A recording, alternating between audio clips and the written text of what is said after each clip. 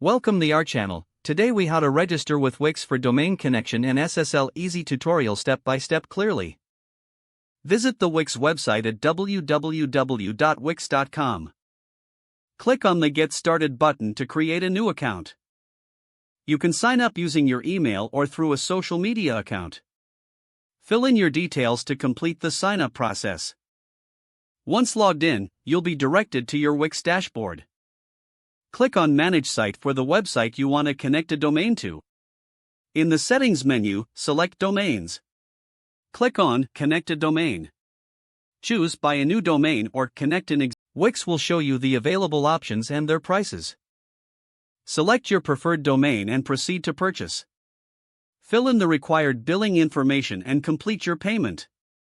For connecting an existing domain, follow the prompts to input your current domain provider information. Wix will provide you with specific instructions for your domain provider. After successfully connecting your domain, it's time to set up SSL. Go back to your Wix dashboard and click on Settings. Select SSL Certificate from the menu options. Toggle the SSL switch to enable it. Wix will start the process to secure your site with SSL. Wait for the notification confirming that SSL is activated. You can check the security status of your site after a few minutes.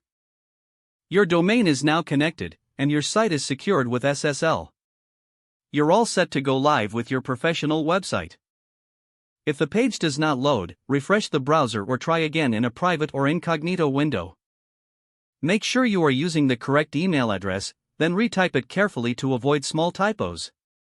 If your password is not accepted, use the reset option and create a new strong password you can remember. Check your spam folder for verification or security emails, then complete any requested confirmation steps.